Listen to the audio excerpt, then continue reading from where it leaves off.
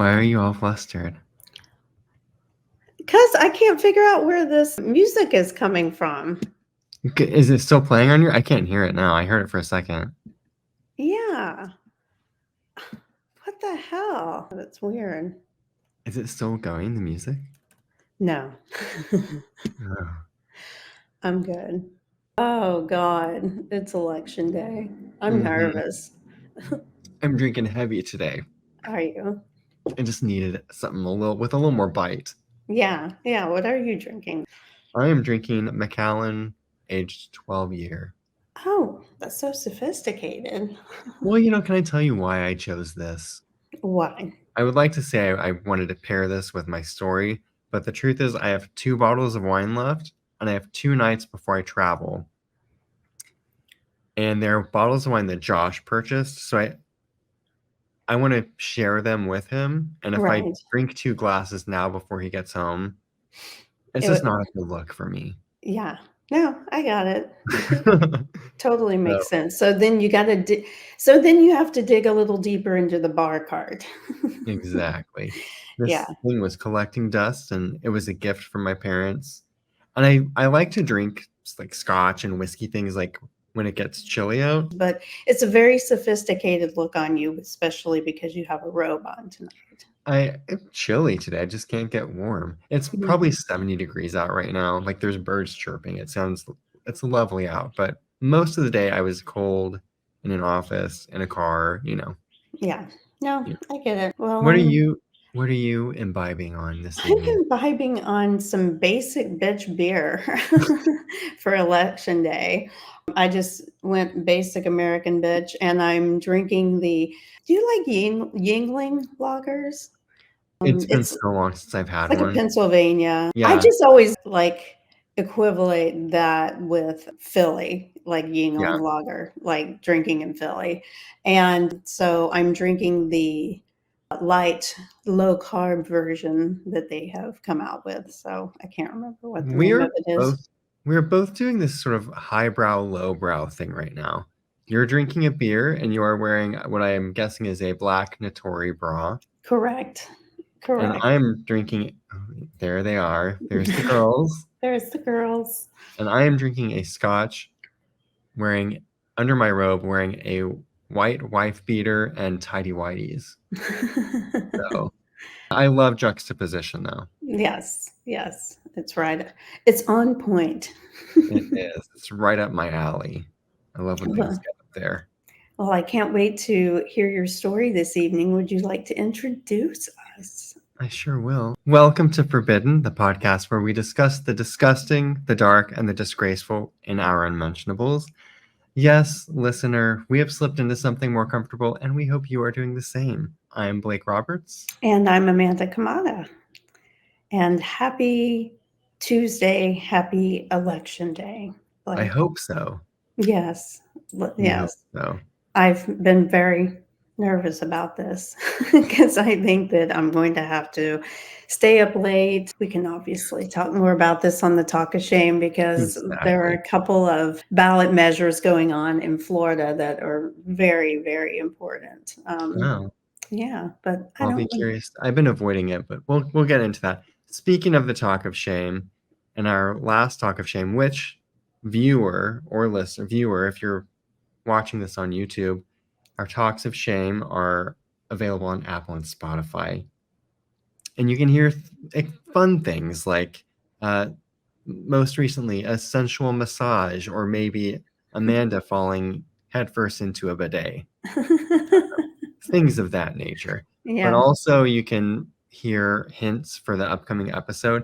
And Amanda, for the life of me, I cannot remember what those hints were. Oh my God. And I don't have them written down, I don't think. It's fine. We're here, we're recording, and it is what it is. So I'll just get into it, and then we'll dissect everything in the talk of shame. Okay, sounds good. So, listener and viewer, as you know, this is our limited series, Obscene. We are delving into the shadowy corners of human sexuality where fetishes, taboos, and the psychology behind them collide together in ways both titillating and unsettling. And this week we're going to the small rural village of Tweed, Ontario. Wow. Have you heard of it? I have not. I know where Ontario is. It sounds like it's probably cold there a lot. I would guess so. In Yes. fact, I know so.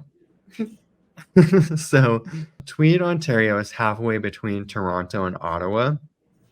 And the area is known for its outdoor recreational activities, like fishing in the summer and then ice fishing in the winter, which just Right. sounds disgusting to me. And But some people, snowmobiling, those sorts yeah, of and like things. probably maple syrup, I'm guessing. And then for a while in the 80s, it was rumored by a handful of tabloids to be the location where Elvis was hiding out. Really? Yeah, but that's a story for another day, which Okay. sounds fun. Maybe we'll do that. Yeah. Follow. Yeah. It was also in an area stretching from Tweed to Ottawa, starting in September of 2007, where 82 home break-ins occurred. Most of these invasions took place after midnight and targeted, quote, attractive young women, including a handful of young girls. Out of 82, only 17 of the break-ins were reported. So most of them were undetected, or people tried to explain them away and then later realized what really happened. Mm-hmm. Throughout all of these, or most, I can't find like a definitive, but I think the primary goal for all of these was underwear and lingerie. So Oh, someone is snatching panties. gotcha. Yeah. So I'll give a few little scenarios, like a few little stories here, and then I'll get into it. But in one instance, a 12-year-old girl found a message typed on her computer screen which read, Merci. So someone had taken this 12-year-old girl's underwear and then wrote that message on her computer. Oh my God, that's terrifying Yeah, that's so and sick at the same creepy time. and intrusive. Yeah. One New Year's Eve, a family from Orleans, which is a suburb of Ottawa, returned home and discovered a bedside clock blinking as though it had an electrical interruption. 2 days later, their 15-year-old daughter discovered that all of her underwear had been stolen from her dresser. All of her underwear. She went and told her parents, and her mom was like, she's like a messy teenager, you know, she's like, go and make sure it's not in here and here. And the daughter started crying. She's like, no, all of my underwear is gone. That is crazy. Police investigated for 5 hours. So they called and the police came out. They investigated for 5 hours and discovered more clothing had been removed, in addition to the underwear, as well as family photos of the girl, like vacation photos of her in her swimsuit. Again, a 15-year-old girl. And finally, they identified semen on a dresser. Oh God. Yeah. Probably had to break out the black light on that. Yeah. So gross. So gross. On another occasion, a woman nearby Tweed noticed that her sex toys had been removed from her drawer. She called her friend over. I forget the gentleman's name. She called her friend over, and they had a lengthy conversation about why she should not report the incident for fear that the police would not take it seriously. Her sex toys are missing from her drawer. So the thought was that, you know, I mean, I'm sure you can draw your conclusions of why they didn't call the police there. Right. Shortly after, that same friend was throwing a birthday party for her. So they came over knowing that this sex toys were missing. He came over and he helped her lock everything up before she left the house. So they walked around the perimeter of the house outside. She made sure everything was locked and he followed behind and he tried it to make sure it was locked. So it was like double checked. Wow. Right? Okay. So they go for the night to the birthday party, which I think was at his house, and she crashes there. When she returned the next morning, her desktop computer had been turned on, and her desktop computer had not been used for months. The desktop computer is turned on, and there was a message typed out which reads, "Go ahead and call the police. I want to show the judge your really big dildos." Oh Oh my gosh. and it's got typos in it. And keep in mind, he says, go ahead and call the police, which feels like a response to the conversation she had with her friend, Right. right? That's terrifying. So she realized that while she'd had that initial conversation with her friend, someone had been hiding in her hallway closet and listening. So they opened the closet and they realized some things were like out of place. So someone had been in the closet. After further investigation, she discovered that over 100 sets of lingerie had been stolen. So, like me, I was as an about to say she had a collection kind of like you. uh-huh, as an underwear aficionado, her underwear was stolen, and I can't remember her exact words, but I think she used the word devastated or something to that effect. That's really expensive. Yes. Like if Yes. you collect nice undergarments, they're not cheap. They're not No. cheap for men, and they're definitely not cheap for women. No, they're very expensive. So, after walking through the house, they realized that one of the exterior doors was ajar. Remember, they had gone around and checked everything and double checked it. Hmm. So the assailant had been inside the home and they locked up the night before and was able to let himself out. Oh my God. Isn't that So crazy? terrifying. So she called the police and they took it seriously, and a forensics team was deployed. So they never got anywhere with that, but they did at least they took it seriously, at least to begin with, right? So after dozens of break-ins, mostly undetected, the assailant is feeling more confident, and in September of 2009, the crimes escalated when 2 cottages in the Tweed area were targeted. The women in those homes were forced to perform sexual acts, and although there was no penetration, the women were bound, blindfolded, and photographed. And it's believed that the homes had been entered multiple times after the assaults. So the guy came back. Oh my God. Who Yeah. is this guy? Then in November of 2009, 38-year-old Marie France Como, a corporal at nearby Canadian Forces Base Trenton, was beaten, raped, and asphyxiated. A partial shoe print was discovered in her blood. Her one-time boyfriend described her as being in love with life. So we've now escalated from Stolen underwear to murder. murder. Yeah. After that, the break-ins ceased for a while, but then in February of 2010, 27-year-old Jessica Lloyd didn't show for work. Her family went to her home and she was nowhere to be found. Her bed was made and her phone and keys were still there. At 10:36 p.m. the night before, Jessica had texted her friend to let them know that she had arrived safely at home, so she'd been out with friends. Tire treads were discovered in the snow near her home, like in a field near her home. That night before, an officer had noticed an SUV parked in a nearby field the evening before and made note of the vehicle. They did not get the the license, and they didn't get the model of the vehicle. But they did make note that there was an unusual thing. I think they even went and like knocked on the window, and Hmm. no one was there. So at least there's a record, right? This Right. woman's missing. So a police officer actually recorded this incident, which happened in the neighboring field. So this village of Tweed is just 45 minutes north of the Canadian Forces Base at Trenton, which is where Corporal Marie France Como was stationed. The commanding officer at the Air Force Base, Colonel David Russell Williams, worked on the same base with Como and lived in Ottawa with his wife on weekends and in his cottage in Tweed during the work week. He also happened to be a neighbor to a couple of the home invasion victims.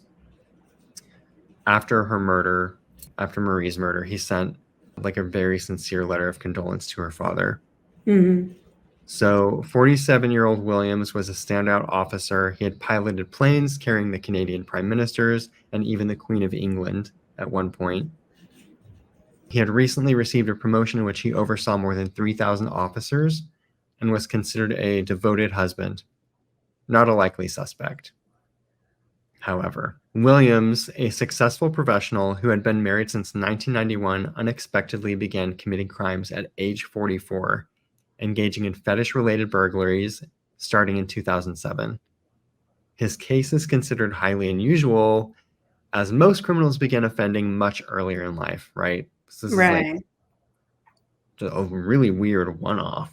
Professor Quincy of Queen's University, I'm guessing that's not Queens, New York, notes that almost no one starts a life of crime in their 40s. Even more atypical was Williams' progression from panty thefts to sexual assault and then murder, as most serial offenders commit violent acts from the outset rather than escalating over time. And you hear that was sort of from a quote. I mean, I can think of several instances where people escalated, but generally those escalations happened from youth, right? Mhm. Like Right. setting fires or like peeping Tom Yeah. scenarios. Some kids are like mean to animals, Right. like there are signs normally. Yeah.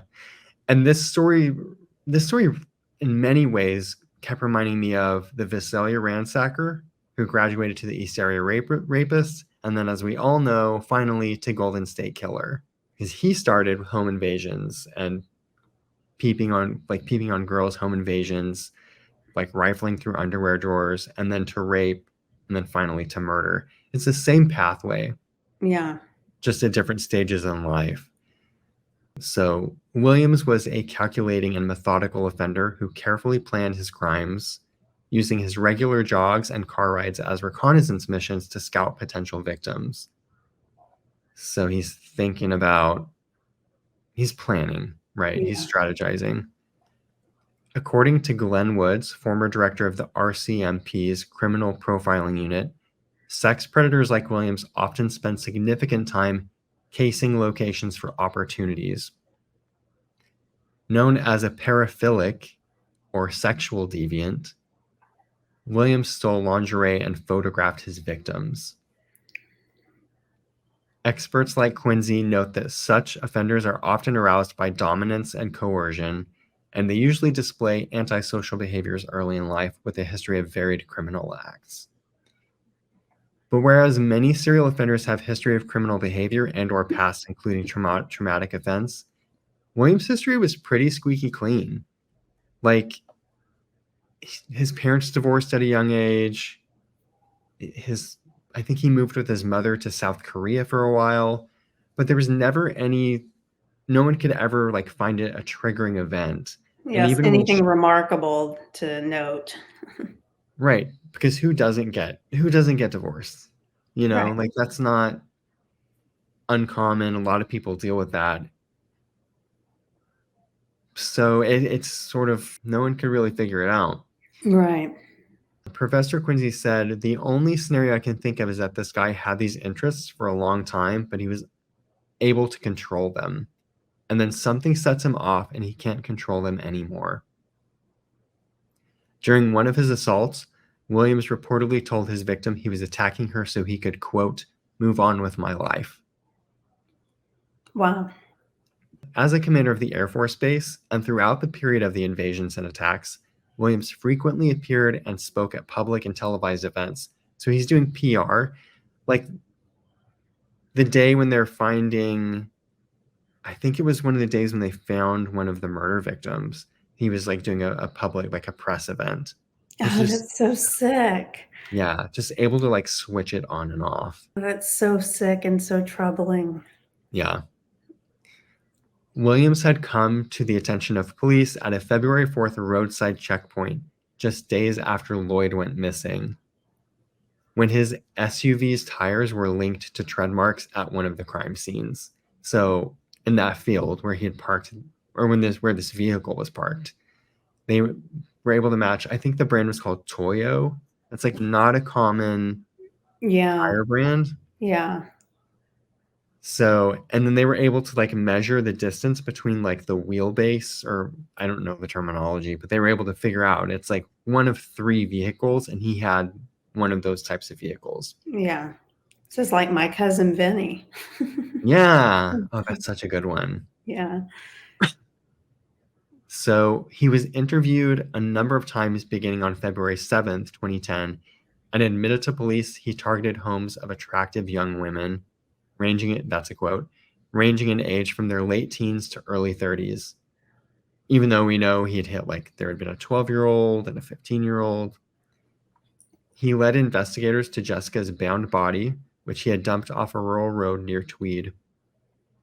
And he revealed this. She had told him, "If I die, tell my mother I love her," which just made me cry as soon as Yeah. he said she was a very nice girl.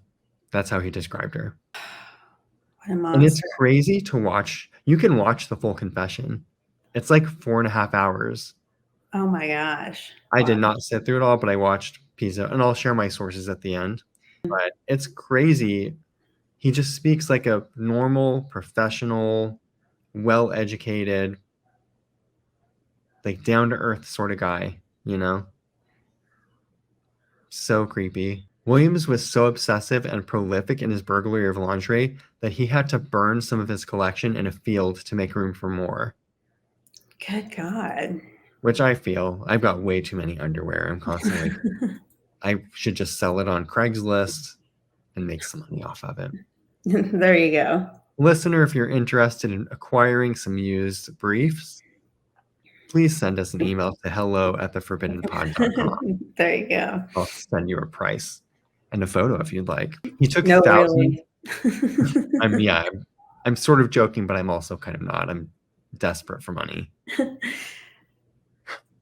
So he took thousands of explicit photographs of himself at crime scenes, wearing his victims' lingerie and masturbating on their beds. Oh my God. Yeah. And what year was this? This is like 2008, 2009. Okay. So it wasn't even like now where like it was like difficult still, like camera phones and stuff like that weren't that sophisticated back then to document yourself doing things. Yeah, exactly. So keep in mind he's military, right? So he's very regimented. He's got a reputation, even from his friends, his very close friends, as being a really tidy, organized, like neat freak. Like to the point where one of his best friend called him Martha, like Martha Stewart. Yeah.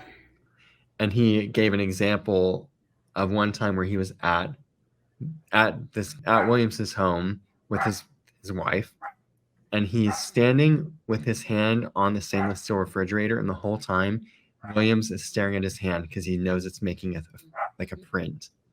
And as soon as he removed his hand, he had to buff it off. Yeah. So he's that type of person, right? So can you hear this dog barking? Yes.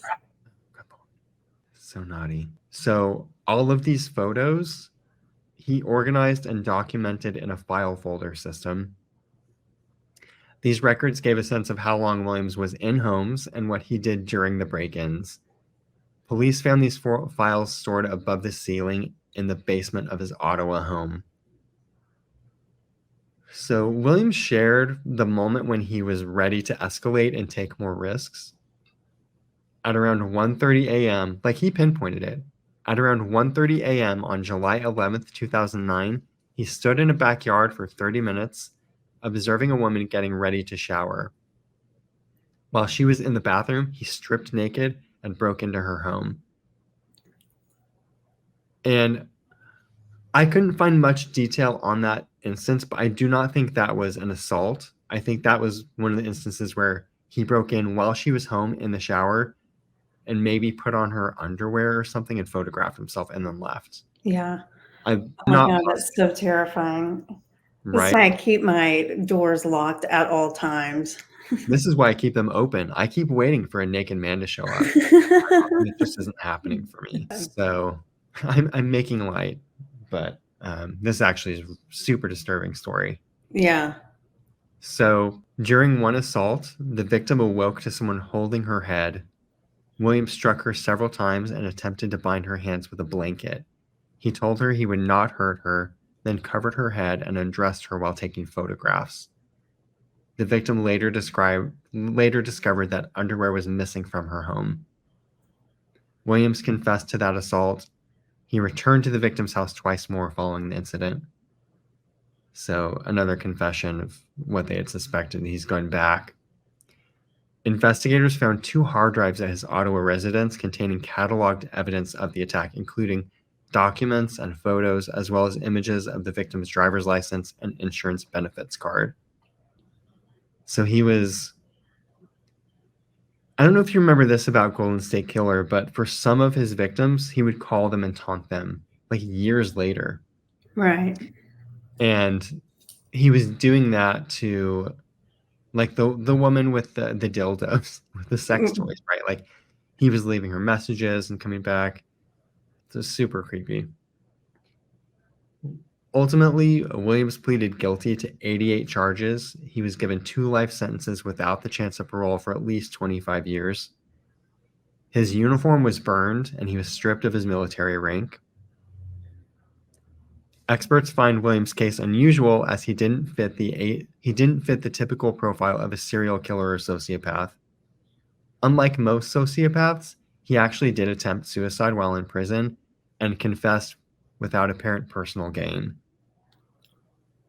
So, and actually you can watch his confession, and his concern was for his wife and for the military, like for his job. Like he didn't want anyone else to look bad. So it is unusual, right? He's not like it's not about him in this case. That's crazy. I mean, I can't imagine. I often wonder, and I've watched series, about, I was married to a serial killer, or, that sort of thing. It just, I can't imagine being the partner or spouse or something, or in any way involved with somebody, and then you find out this super secret life that they're leading that is beyond, monstrous. I Yeah, mean, I can't imagine like the psychological torture that brings upon somebody. right. Yeah, that's got to be monumental. His wife never made a public statement, but she did say that she was obviously pursuing divorce. And she was a prominent figure in the community. She worked for, I think it was like Canada's version of the American Heart Association. Yeah. Like she worked for a charity. Yeah. Yeah, it was just crazy and unfortunate. So Jack Levin, a criminology professor, notes Williams' organized but atypical behavior, which lacks the meticulousness of seasoned killers. He made errors like leaving a body at the first murder site, right? And a body and evidence because he left his footprint. And then leaving his tire tracks at the second scene. Experts believe these mistakes ultimately led to his capture and speculate that he would have continued killing if not caught. Levin also suggests that he may have had a weak conscience, setting him apart from most serial predators who have no conscience. Williams's case underscores the complexity of deviant psychology, where long-standing impulses may be controlled for years, only to erupt later with severe consequences. That is the story of this really creepy Colonel David Russell Williams. And if you want to learn more, as I said, his confession, all of this is on YouTube. Fun fact, I haven't watched it, but there's a 2012 Lifetime movie called An Officer and a Murder, starring Gary Cole, who was in Office Space. And then my sources for this were NBC News, from an article from February 2011, cbc.ca, an article from October 2010, an article from October 2010 from thestar.com, And then I watched an episode of Dateline from February 18th, 2011. Some old school Dateline that this yeah. Fuck, that's like almost 15 years old. Yeah. It's crazy. Yeah. So that was it. Awesome. That was actually a really disturbing story. Yeah. You're welcome. Yeah, that didn't, like, scare me at all. I mean, I'm, like, literally, like, keep my doors, like, unlocked or excuse me, locked all the time, you know, like, because 'cause I'm so worried about getting my like, place broken into, like, Yeah. yeah. Especially something like that, like, if I felt like somebody was watching me or rifling through my things, you know, and, like, God, fucking with me. I love all of those things. What was that loud noise? Oh, it was the downstairs door opening. Oh, okay. Is it Yeah. someone you know, I hope? Yes, yes. Yeah, I was trying to find something that I hadn't heard of before. And so I was searching like fetish crimes, and this one popped up. I was like, I can't believe I hadn't heard of that. I've never heard of it. 82 home break-ins and and then the murders. Yeah, it was crazy. And he's Yeah. just so normal. And I'll share photos on YouTube on the YouTube story, but I found photos of him wearing some of the lingerie. Oh, really? He's military, so he's like in his like mid 40s. He's in like good shape, you know. Yeah, I mean, he's wearing a bra and panties, but still, he's in good shape. yeah. Wow. That's such an interesting story. I can't believe that I hadn't heard it before. Yeah, me too. Well, I have more to say about this, but we can do it on our talk of shame. Okay. Amanda, where can people continue doing things for us? Well, if you wanna watch us on YouTube, you can pull up YouTube. Can you hear that? There's so many sound effects happening this There are so episode. many sound effects. It almost sounds like a vibrator's going on behind me. Amanda, what are you doing? Oh my god, that is so funny. At the Forbidden Pod, also listening to all of our episodes on Spotify and Apple Podcasts at the Forbidden Pod. Also, you can check us out on social, again, YouTube, but then also Facebook, Instagram, and TikTok at the Forbidden Pod as well. Well, Amanda, thank you for listening. Well, thank you for sharing that frightful story. And now I'm going to start like counting my underwear. Think of me at 3 a.m. when you wake up. Yeah, exactly. Exactly. And listeners, as always, we thank Thank you.